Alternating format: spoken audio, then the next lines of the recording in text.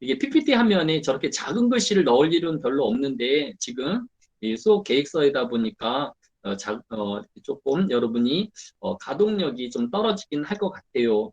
어, 우리 수업 계획서에 따르면 이 첫 시간에는 이 과목 OT 시간으로 강의 운영 방법이라든지 평가 방법, 또 교재, 과제에 대한 소개를 하고 또 이런 비판적 사고에 대한 일반적인 정의까지로 이렇게 하는 곳으로 되어 있습니다. 따라서 오늘 수업 계획서에 따라서 과목 소개하고 또 비판적 사고의 정의와 또 기본적인 사항까지만 수업을 하고 시간이 되는 대로 마치도록 그렇게 하도록 하겠습니다. 평가에 대한 부분을 앞 시간에서 잘 다루지 못한 것 같은데 이 교양 과목에 있어서 출석은 상당히 중요합니다. 지금 여러분이 이제 보시는 것처럼 2학점 과목이기 때문에 8번, 즉 4일을 결석하게 되어지면 다른 평가에서 아무리 우수한 성적을 받았다 하더라도 출석 미달로 F를 맞을 수밖에 없습니다. 하기 때문에 여러분이 불필요한 결석으로 또 출석 점수가 감점이 되지 않도록 해주기 바랍니다. 또 불가피하게 결석을 해야 될 상황이 있으면 꼭 저에게 백석톡이라든지 문자나 또 이메일로 상황을 알려서 제가 도울 수 있는 방법들을 최대한 강구할 수 있도록 해주기 바랍니다. 학교에서 인정하는 출석 인정 사유로는 결혼, 또 직계가족의 사명이라든지 남학생들의 예비군, 또 질병, 또 코로나와 관련된 사항이 있을 때에 증빙 서류를 제출함으로써 결석을 하여도 출석으로 인정하고 있으니까 여러분들이 이런 점들을 참고하여서 결석으로 인한 감점이 되어지지 않도록 해주기 바랍니다.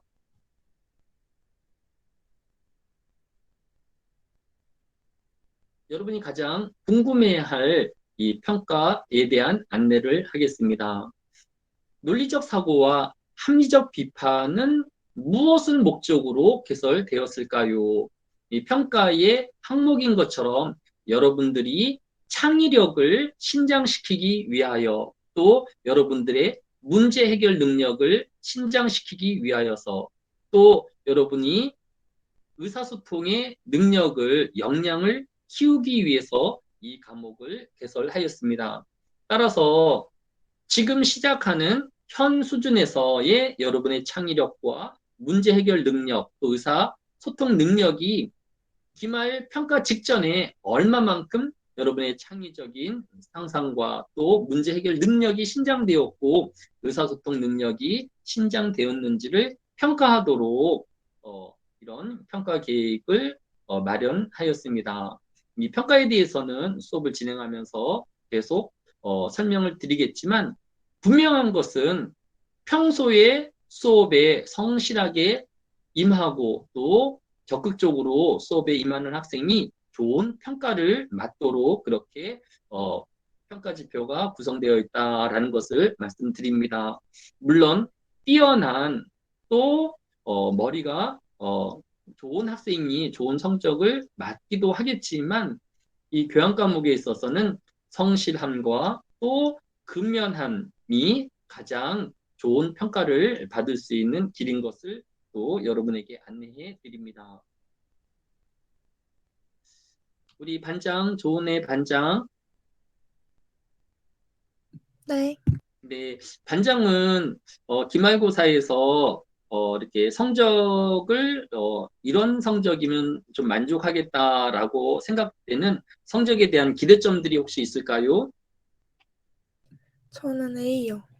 아, 어, A 학점을 맞아야지만 내가 그래도 마음이 상하지 않고 만약에 A 학점 밑으로 내려가면 마음도 상할 것 같고 자존심도 많이 상할 것 같고 그런 것 같아요. 어, 지난 학기 같은 경우에는 사실 이런 학점에 대한 제한이 없었어요. 하기 때문에 교수가 학생이 노력한 것만큼 음, 학생이 성실하게 또 열심히 하면 그 필요한 것만큼 학점을 줄 수가 있었습니다. 그런데 이번 학기부터 성적 평가에 대한 제한점들이 생겼어요. 그래서 여러분들 중에서 지금 50명인데 50명의 25%, 즉 12명에게만 A 학점을 줄 수 있습니다. 그 A 학점의 폭이 그러니까 상당히 적은 거죠. 50명 중에서 한 10명에게만 A 학점을 줄 수 있으니까. 근데 더 심각한 것은 B 학점까지 줄 수 있는 재량권이 65%예요. 그러면 여러분들 중에서 16명은 C 학점 이하를 교수자가 주어야 하는 이런 상황입니다.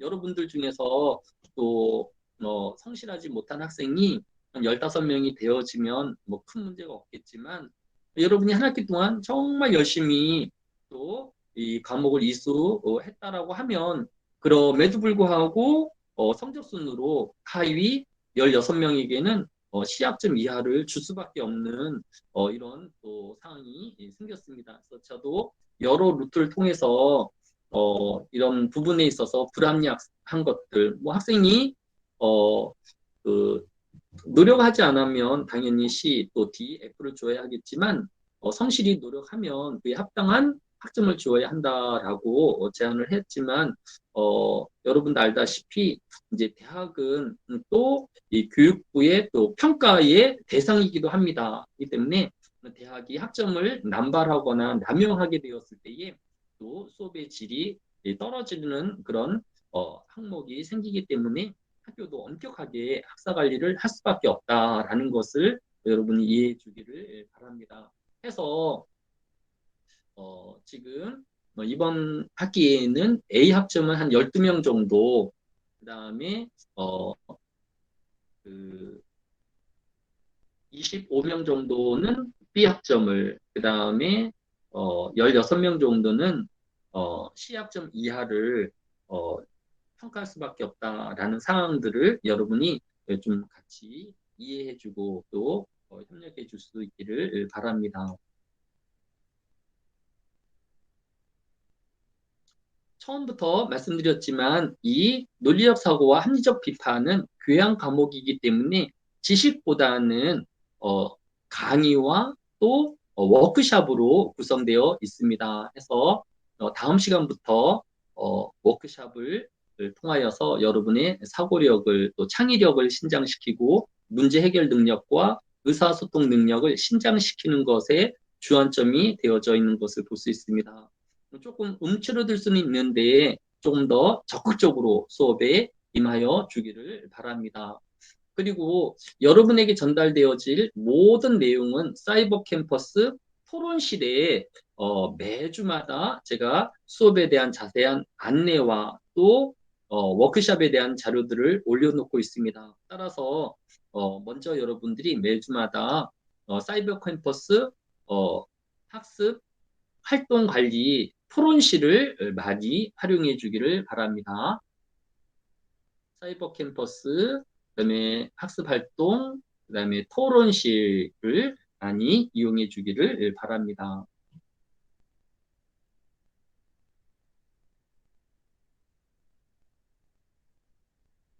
제가 첫 수업에서 여러분들에게 해야 할 꼭 필요한 일이 한 가지가 있는데 바로 여러분들이 교양 과목을 조금 가볍게 여기우는 그런 마음을 조금 교정해야 할 그런 필요성이 있습니다. 우리 조은혜 반장, 네, 만약에 전공 과목 발표 날하고 교양 과목 발표 날이 겹치게 되어진다라고 하면 우리 조은혜 반장은 어느 것을 우선적으로 선택하게 되어질까요? 전공일까요? 교양 과목일까요? 전공일 것 같은데요. 네, 일반적으로 아무래도 교양 과목은 학점을 채우는 것에 만족하는 것이고 또 전공이 우선되어야 한다라고 생각하는 것이 당연하겠지요. 네, 그러면 이번 한 학기 동안 만약에 전공 과목하고 우리 제 과목이 만약에 선택을 해야 된다라고 하면 계속 밀릴 수밖에 없는 이런 상황인 것 같아서 제가 부득이하게 이 부분을 첫 시간에 강의로 넣었습니다. 이제 우리 그 이승주 부반장도 이제 진로를 경찰로 확고하게 생각을 하고 있고 또 조은혜 반장도 이런 보건학부에 자신의 진로를 생각하면서 이 학과를 선택하였는데 여러분이 지금 보고 있는 것처럼 대학교 전공과 또 졸업 이후에 미래 직업의 일치도를 보게 되어지면 인문계열의 같은 경우에는 어, 자신의 전공과 직업이 일치하는 경우가 한 30%밖에 되어지지 않고 70%는 전공하고 전혀 다른 직업을 갖게 된다고 하였습니다. 또 가장 높은 공학 계열이다 할지라도 53%만이 자신의 전공에 관련 업무를 하게 되어지고 나머지 47% 정도는 전공과 전혀 다른 직업을 갖게 되어진다라고 소개하고 있는 것을 볼 수 있습니다. 이것은 우리 조은혜 반장이나 이승주 부반장에게도 똑같이 해당이 되어집니다. 내가 경찰을 희망하고 또 보건인을 희망하여서 전공을 선택하였지만 아마도 절반 이상의 학생들은 전혀 다른 분야에서 일하게 될 수도 있게 되어질 것입니다. 우리 조은혜 반장, 네. 만약에 조은혜 반장이 이제 보건학부에 직업을 얻게 되어진다고 하면 당연히 이 보건 전공 과목이 그 자신의 직업에 있어서 매우 중요한 지식이 되겠죠. 그런데 네. 만약에 상황이 더 좋은 보건학부의 직업보다 더 좋은 급여도 좋고 대우도 좋은 그런 직업이 있어서 이 보건학부가 아닌 다른 직업군을 갖게 되었을 때에 초은혜 학생에게는 전공의 지식보다는 이 교양 과목의 지식이 훨씬 더 필요하게 될 수도 있을까요? 없을까요? 있어요. 아, 네. 하기 때문에 우리 조은혜 반장이나 이순주 부반장이 좋은 전공 과목을 가지고 있지만 교양 과목을 소홀히 해서는 안 되겠다라는 그런 생각을 좀 일깨워 주었으면 합니다. 두 번째로 이제 대학을 졸업하고 취업을 하였을 때에 전공 일치 확률이 50%를 못 미치는 것과 아울러서 한 사람이 일평생 동안 갖게 되어지는 직업이 6번 정도라고 해요. 그래서 6번의 직업이라는 것은 내가 A 안경 업무에서 B 안경점으로 이렇게 그 직장만 옮기는 것은 빼고, 그러니까 6번의 직업이라는 건 전혀 다른 종류의 업종의 그 직장을 옮기게 되어질 평균이 6번이라는 거예요. 아마도 조은혜 학생이나 이승주 학생이 6번 중에서 한 번은 경찰의 신분으로 또 보건인의 신분으로 활동을 하겠지만 나머지 5번은 이 경찰과 또 보건학부하고는 전혀 다른 직업으로 또 남은 여생 동안 그런 직업에 근무하게 된다라는 것입니다. 뭐 경찰로 뭐 5년 근무할 수도 있고 10년 근무할 수도 있고 그 이후에 다른 여러 행정적인 것이나 또 어떤 감사 일이라든지 이런 일들로 할 수도 있을 것입니다. 그렇게 되어지면 우리 부반장 이순주 학생, 네, 네, 이순주 학생도 이 경찰에 뿌리를 내리고 싶은 마음은 굴뚝 같지요. 네, 네, 그런데 이 통계에 보면 아무리 내가 한 직장에 뿌리를 내린다 하더라도 또 정년이 있고 또 정년 이후에는 또뭐 다른 직업을 갖게 되어지거나 또 재직하는 중에도 더 좋은 직장이 있으면 옮기게 되어질 확률이 6번 정도는 평균적으로 옮겨질 수 있다라고 해요. 앞으로 미래는 네, 더 이런 직업을 바꾸는 일이 더 많아질 수는 있을지 모르겠지만 하기 때문에 이런 다른 직업을 갖게 되었을 때에 전공에 대한 지식도 중요하지만 이 교양에 대한 중요성이 또 무시하지 못할 거예요. 그렇죠? 네. 네, 그래서 우리 부반장도 전공도 중요하지만 교양 과목에도 이렇게 관심을 갖고 또 이렇게 너무 쉽게 접근하지는 말았으면 좋겠습니다. 알겠죠? 네. 네. 결정적으로 더 중요한 것은 무엇이냐 하면 과거에는 내가 어떤 기술을 갖거나 또 어떤 직업을 갖게 되어지면 그 한 가지 직업이나 지식을 가지고 내 한평생을 살 수가 있었어요. 그런데 지금 현대는 너무도 빠르게 변하고 있어서 전혀 생각지 않은 직업이 나타나고 또 한창 잘 나가던 직업도 하루아침에 없어질 수도 있습니다. 이제 경찰 업무는 이제 로봇이 또 대체하는 그런 시기가 되어질 수도 있고 또 안경에 대한 이런 전문적인 진료라든지 처방이 이제 컴퓨터나 로봇이 대체되어질 상황이 곧 올 수도 있다라는 것이죠. 그렇게 되어지면 내가 그동안 쌓아왔던 전공 지식들이 무력화되어질 수도 있다라는 것입니다. 또 어, 승주 학생이나 은혜 학생이 내가 경찰의 업무를 또 보건학에 대한 업무를 잘 배웠어요. 그런데 요즘은 빠르게 지식이 쌓아가기 때문에 내가 졸업할 때쯤 되어지면 현장에서는 내가 대학에서 배우지 아니하였던 새로운 패러다임으로 경찰 업무가 또 보건 업무가 완전히 바뀔 수 있다라는 것입니다. 그러면 직장에 들어가서 다시 어, 보수 교육을 또 재교육을 받아서 이제 취업을 해야 될 상황이 생길 수도 있다라는 것입니다.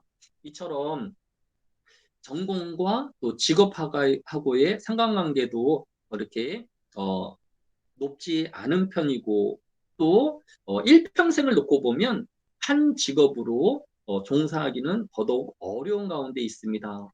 또 앞으로 다가올 미래는 어떤 미래가 다가올지 아무도 예측할 수 없지만 어, 우리가 생각했던 직업들이 없어지거나 또 내가 알고 있던 전문 지식이 하루아침에 종이 쪼가리와 같은 그런 빠른 지식의 습득이 또 쌓이는 그런 시기다라는 것을 우리가 염두에 두어야 합니다. 그렇다고 하면 결국은 전문 지식보다는 이런 어, 사람이 가지고 있는 역량을 신장시키는 교양 과목이 결국은 여러분을 평생 동안 지지해주고 또 여러분의 역량으로 남을 수 있다라는 것입니다. 따라서 이 교양 과목이 주는 창의력과 또 문제 해결 능력, 또 의사소통 능력을 신장시킬 수만 있다라고 하면 이것은 여러분이 어떤 직업을 갖던 또 다른 직업을 갖더라도 여러분에게 큰 도움이 되어질 수 있을 것입니다. 우리 그 조은혜 반장, 네. 네, 제 설득이 조금은 영향을 미쳤나요? 아니면 그래도 전공 우선이라는 생각이 더욱더 굳어지는 시간이 되었나요? 교양도 생각해야겠다. 네, 이제 뭐, 그 전공 과목을 소홀히 하자는 얘기는 아니고, 이 교양 과목도, 조금 더 신경을 써야 되겠다라는 마음이 들었다라고 하면, 오늘 첫 번째 시간, 제 강의는 만족스럽다라고 할 수 있을 것 같습니다. 우리 이순주 부반장, 네. 네, 이순주 부반장도 전공만큼 교양 과목에도 뭐 제 과목뿐만 아니라 다른 교양 과목에도 더 신경을 쓰고 또 집중할 수 있기를 바랍니다. 혹시 경찰학부에도 그 영어 강좌가 들어가 있나요? 네. 아, 네, 이런 어학이라든지 또 이런 과학 분야라든지 또 이런 논리학이라든지 이런 기초 학문에 보다 신경을 쓰고 또 부족한 부분들을 채우면서 1학년을 잘 버티어 나아갈 수 있기를 바랍니다. 아무래도 이제 2학년부터는 이제 선택 과목이 많아지니까 이제 내가 원하는 것, 또 내가 잘할 수 있는 분야를 선택하지만 혹시 1학년에는 내가 원하지 않은 과목들을 들어야 하기 때문에 조금 불편할 수 있을 거야. 내가 왜 힘들게 대학을 와서 이런 과목을 들어야 되나 하는 마음이 들 수 있는데 잘 버티어서 이겨내기만 하면 평생 여러분들에게 힘이 되어지고 또 지지되어질 좋은 역량을 또 덧입게 되어질 수 있을 것입니다. 조금 힘들더라도 잘 버텨주기 바랍니다. 이 반장도 대답을 안 하고 부반장도 네. 대답을 안 하네. 네, 네. 그래 줄 거라고 믿습니다. 네. 2022년 3월 3일 논리적 사고와 합리적 비판 두 번째 시간 강의를 시작하도록 하겠습니다.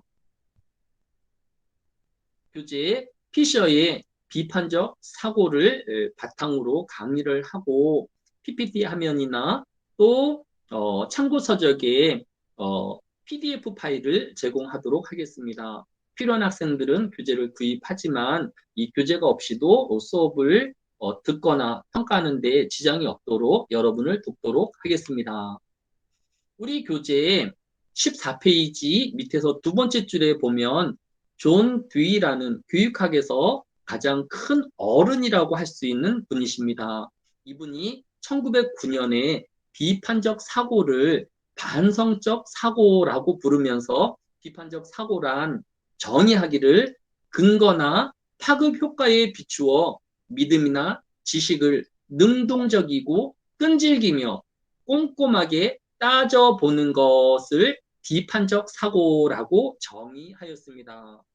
우리가 어떤 학문이나 또 지식을 쌓아가는데 그 단어와 또 개념을 익히는 것이 매우 중요합니다. 따라서 논리적 사고와 합리적 비판을 또 여러분이 한 학기 동안 듣는 과정 중에서 가장 중요한 비판적 사고에 대한 정의를 여러분이 잘 이념해 주는 것도 매우 지혜로운 방법이라 할 수 있을 것입니다. 따라서 이 비판적 사고라는 것은 다른 사람에게 들은 생각이나 정보를 그냥 받아들이는 수동형하고는 대비되어지는 개념입니다.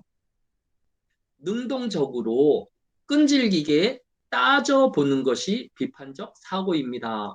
또 건너뛰거나 순식간에 결정하는 무반성적 사고와도 대비되어지는 사고의 체계입니다. 따라서 우리가 사물을 오래도록 관찰하고 꼼꼼하게 관찰하고 깊이 숙고하여서 어떤 사물에 대한 판단과 또 의사 결정을 내릴 수 있도록 하는 것이 비판적 사고의 목적이라고 할 수 있습니다. 교재 25페이지 다섯 번째 줄에 보면 아무리 존 듀이가 교육학에 있어서 큰 어른이라고는 하지만 지금부터 100년도 넘은 이런 비판적 사고에 대한 정의를 지금까지 쓰는 것은 아무래도 좀 너무 구태라고 할 수 있을 것 같습니다. 그래서 이 비판적 사고에 대한 가장 최근에 또 널리 알려진 정의를 찾아보면 1997년 마이클 스크라이본이 비판적 사고를 관찰과 의사소통, 정보 그리고 논증에 대한 숙련되고 능동적인 해석이자 평가이다라고 정의를 하였습니다.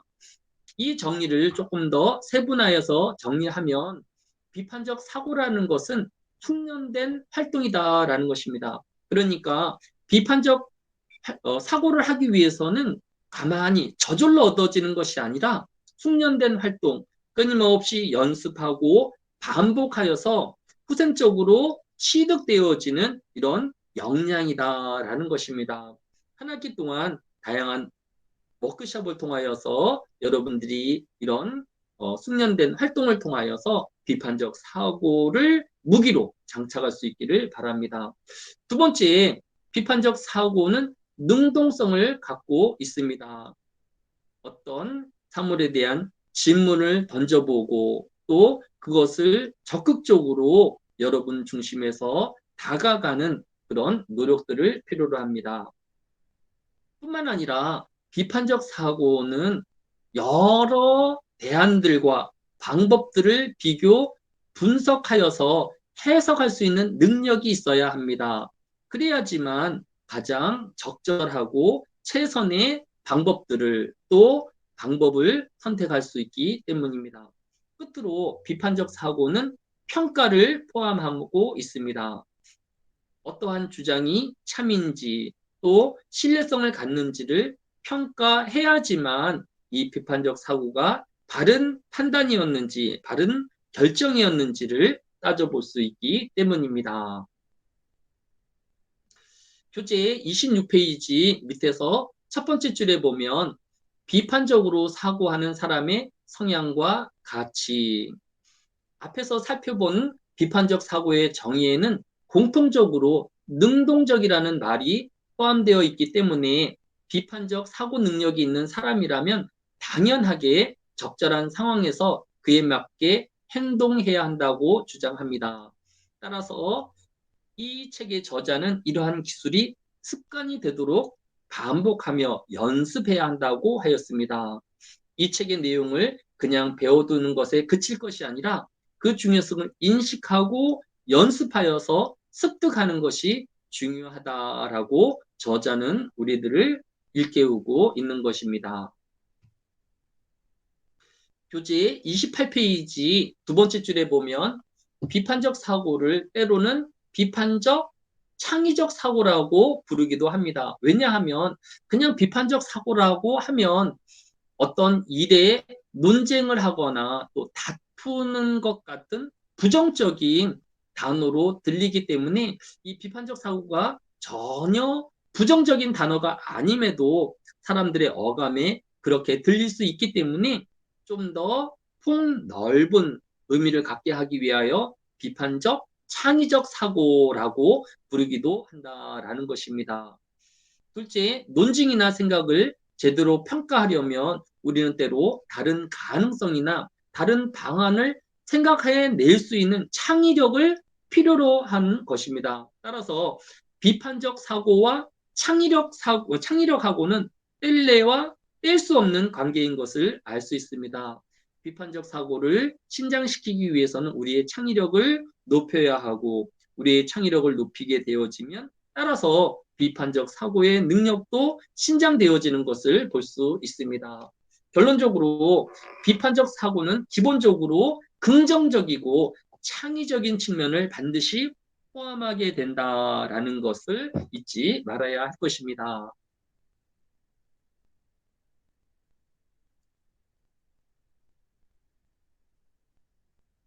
사고력에 대한 이제 사전적인 정의는 생각하고 헤아리는 힘으로써 사고력은 이치에 맞게 생각하고 또 그에 맞게 판단하는 힘을 사고력으로 정의하고 있습니다.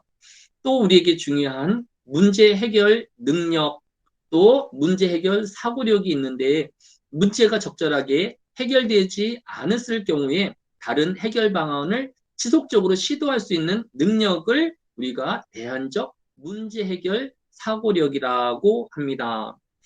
때로는 모든 문제의 해결에 있어서 우리가 원하는 방향으로 풀어갈 수 없을 때가 있을 것입니다.